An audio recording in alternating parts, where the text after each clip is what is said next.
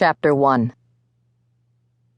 Over a long, successful career of killing people for money, Walter Henderson had never before snuffed out a personal enemy.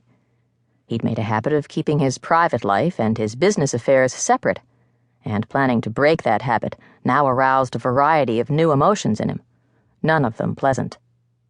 Anxiety, resentment, and the kind of bone-deep reluctance a lazy schoolboy might feel facing a pile of homework. These were not sentiments with which Walter Henderson, a paid assassin, had any significant experience.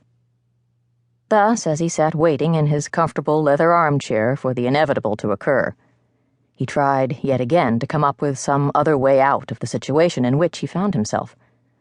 But he'd been over it all 100 times in his head already, and he'd found none, because there weren't any. So now here he was.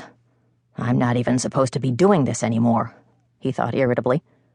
With one exception, a loose end he meant to tie up very soon. He'd decided that his death-dealing days were history.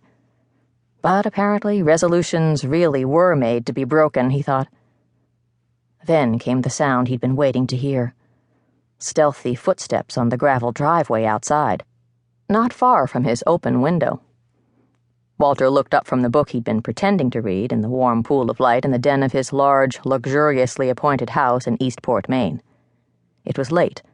The housekeeper had gone home to her own house, and his teenaged daughter, Jen, was already in bed, or so she'd tried hard to convince him as she'd headed upstairs an hour earlier, clad in pajamas, carrying a glass of milk and a handful of cookies, and yawning elaborately. Smiling with affection, thinking how pretty she was with her golden tan, strong athlete's body, and sun-bleached blonde hair, Walter had bid his daughter a fond good night. Then he'd built a fire in the enormous granite fireplace that formed one whole wall of the room, piling it with chunks of aged driftwood so it flamed extravagantly before settling to a fierce red glow. After that, with a scant 2 fingers of Lafroig and a chunky cut crystal lowball glass to keep him company, he'd sat down with his book to wait. Despite the chilly spring evening, the fire let him keep the window open, admitting salt air and whiffs of wood smoke along with the distant, varied hoots and moans of the foghorns on the dark water a few 100 yards distant.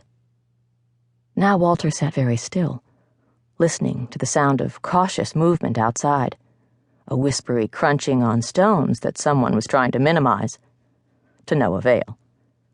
That you couldn't approach the house without traversing an expanse of pea gravel was not an accident, any more than the elaborate alarm system, heat and motion detectors,